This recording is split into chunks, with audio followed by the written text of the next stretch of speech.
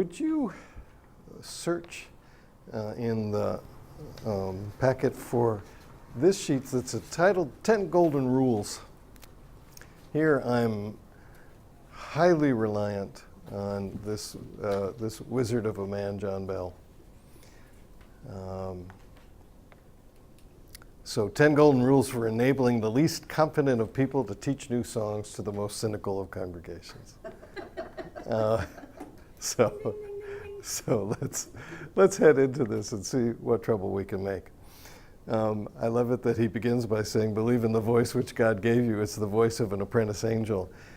Now, this is quite simply to counteract that tendency in our culture of two things. One, men often being told when their voices change that they ought to just simply stop singing.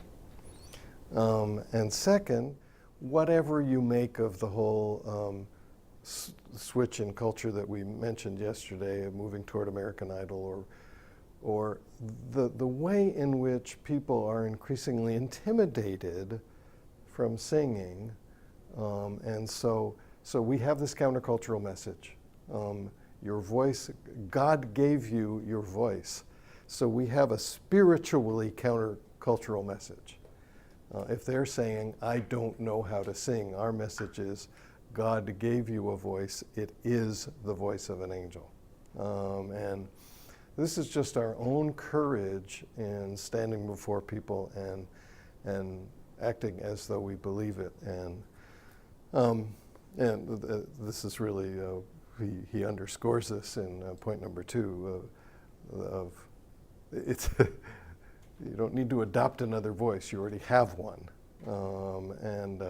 Okay, now, number 3, teach only songs or harmony lines which you have personally sung in your bath or in bed. Okay, now, here's where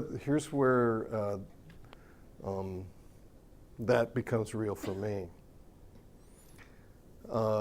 When I first started in the whole ministry of leading song,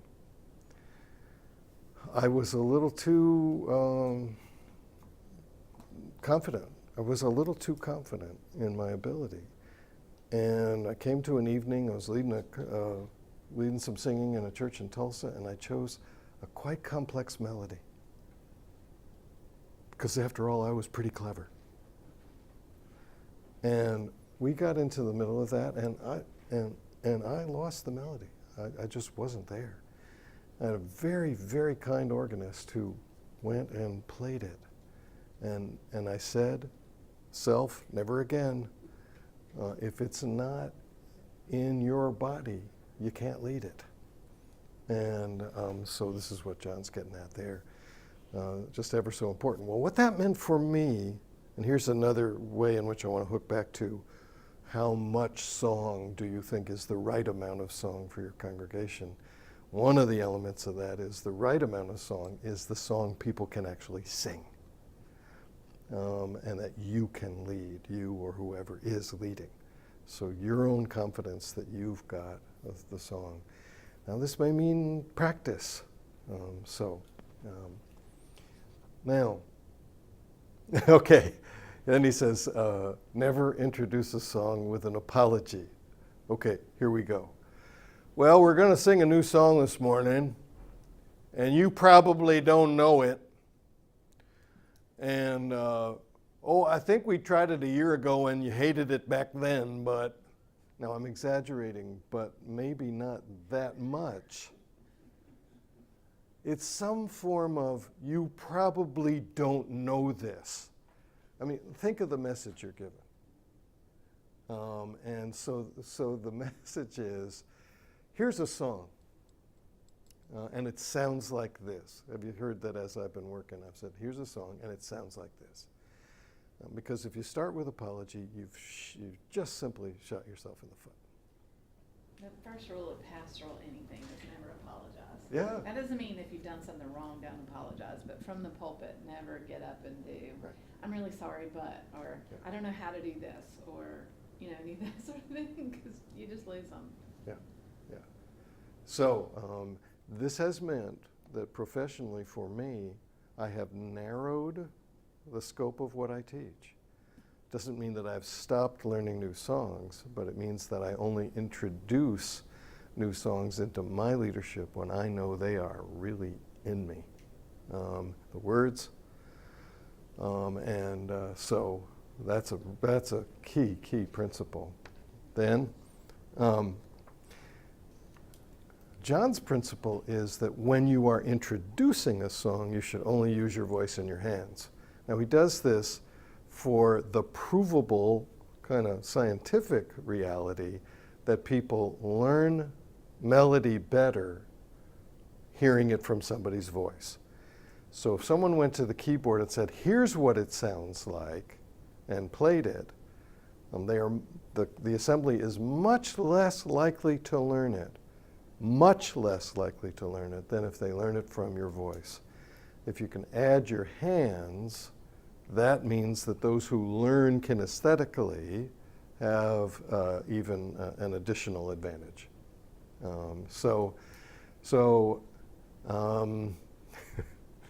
Kumbaya, my Lord, kumbaya. So I'm just trying to, and sometimes, as I indicated yesterday, you don't have to do everything, but maybe you've got the big interval, or you've got something where the melody goes, ah, and maybe you can even do something that's like this, and the people can see you're toggling with your hand, which means you're doing it with your voice.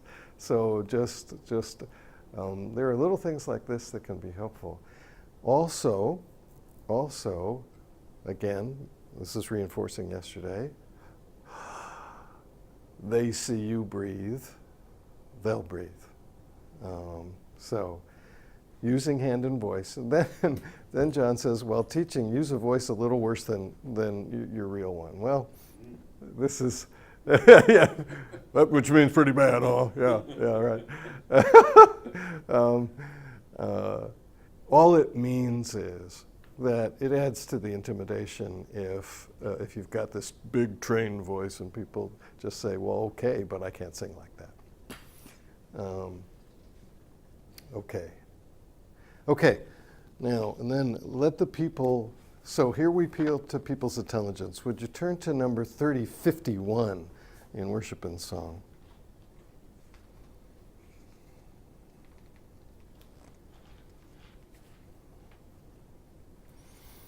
So what we might point out is that this is a tune that has wonderful peaks and valleys. So you might say, this tune sounds like this, and you would use your hand. Da, da, da, da, da, da, da.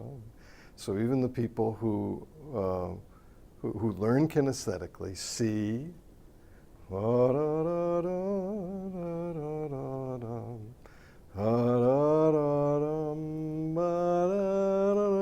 Just so now this is a tune that is used frequently, and this is one of the tunes that's been able to be friendly to several different sets of lyrics. I know in the hymnal in my tradition, it's twinned with a text called "The Gift of Love." But here we have this Christmas text, and let's sing a little of it. A star shone bright across the plain, and calm the earth, so love could reign. 'Twas in a child that hope was born, a dream fulfilled, oh happy morn. So if this is, and one thing I might say is, this is a matter of, again, of hospitality when you're teaching. I might say, this tune may be an old friend to some of you. And for those to whom it is a new friend, welcome. Let's meet this new friend together. And friends, if there's some of you who know this tune, you'll be the big helpers here. So I want to acknowledge when I'm teaching a new song, that it's new, but I'm not going to say, well, I'm not going to apologize. I use the term old friend, new friend. And okay.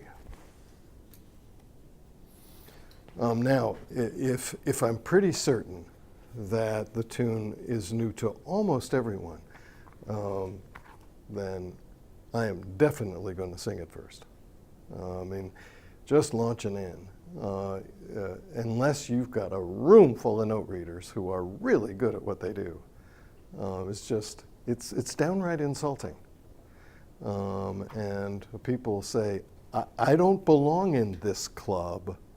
And so who invited me here? So singing first.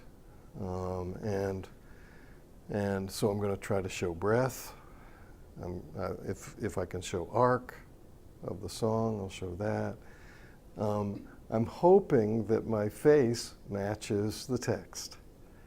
I'm not going to sing, "Oh, happy day," and the matching of face and text is bigger than I think some of us realize. Okay. I mean, there's also the whole thing too of everybody holds their hymnal like this. Yeah. So that you're singing forward instead of singing to the book. Yeah. Yeah, well,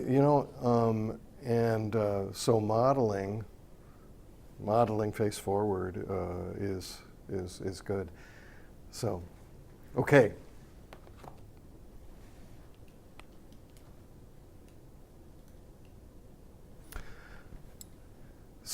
Here's a song. It sounds like this. Kanisa lita jengwa nanini nanani. Kanisa lita jengwa. Say that. Kanisa lita jengwa.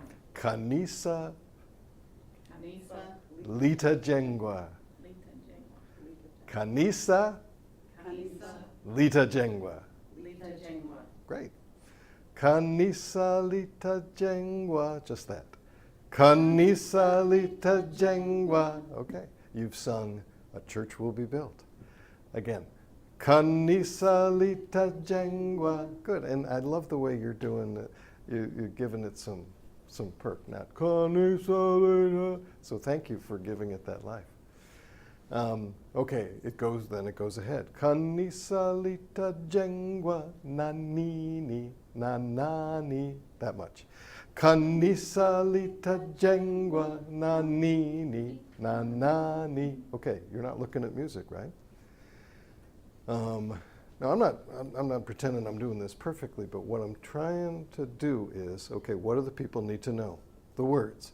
They need to feel competent in saying them. If we if we go into the forbidden region of another language, sometimes what I'll do, if I know I've got people there who have brought in the attitude, I don't sing it unless I can see it. I find that a little tedious sometimes, but it is the truth of what people sometimes bring. I'll say, tell you what, take a look. Take a look at the page. Because I honor that some of you learn visually and seeing it helps. Take a look at the page. And then I say, now will you turn it over? And I do find that helps, that some people will say, well, okay, thanks, now I get it. Kanisa. Okay, Kanisa, I've got that now. Okay? So, where were we? Kanisa lita jengwa nanini nanani. Kanisa lita jengwa nanini nanani. Okay, now, here's the fun part. E-yo, yo, yo, yo. Try that. E-yo, yo, yo, yo. Good for you. Yeah, you got to have fun. I mean, this. Remember I told you the story? I said, Kemba, what does E-yo, yo mean? I said, does it have a particular meaning? No, it just means you are happy. Okay, so let's take the pitch up a little bit. E-yo, yo, yo, yo. E-yo, yo, yo, yo. Okay, here's part two of it. E-yo, yo, yo, yo. E-yo, yo, yo, yo. Okay, and here's part 3. E-yo, yo, yo, yo. E-yo, yo, yo, yo. Which is just like part 1. And here's part 4. E-yo, yo, yo, yo. E-yo. E-yo, yo, yo, yo. E-yo. Now I'm going to sing the whole thing. I gave it to you just in parts. E-yo, yo, yo, yo. E-yo, yo, yo, yo. E-yo, yo, yo, yo. E-yo, yo, yo, yo. E-yo. Listen again. Or sing if you've already got it. E-yo, yo, yo, yo. E-yo, yo, yo, yo. E-yo, yo, yo, yo. E-yo, yo, yo, yo. E-yo. Now, why did I do that with my fingers? I'm trying. Visual aid. Yeah, I'm trying to say, we're getting there. So, hey, great. Well, Thank you it for that. establishes the pattern, and people learn things by establishing patterns. Yeah, yeah. And then what I'm hoping is, because I'm just doing this, that it may be encouraging people. I mean, I generally never say to people, direct them on moving. I just generally don't do that because I think that people's comfort with that is a personal thing. And here I'm really directed by the African American church, which I think is generally more comfortable, that in the congregation, the understanding is, if you want to move, you move. If you don't want to move, you don't move. And it's a real comfort with, you get, the Spirit touches you and you do it. In Anglo congregations, we're much more likely to say, everybody does it or nobody does it. Well, I think this is something that can be encouraged, where we can just say, if you feel moved. We might even point out that it is a cultural reality for a lot of Anglo congregations that we have this rule, everybody does it or nobody does it. And that we can say, it doesn't have to be that way. I don't know, you'll have the wisdom to know how to handle that with your people. But I just want to show it's allowable. It's permitted. And again, I'll say, I'm doing this because I'm just addressing where we came from. And because if I said do this, 19 out of 20 won't do it. If I do this, more will. It's so again, what we're talking about is participation, 100% participation at some level rather than 100%, everybody's an expert in singing. So, okay, that's the deal.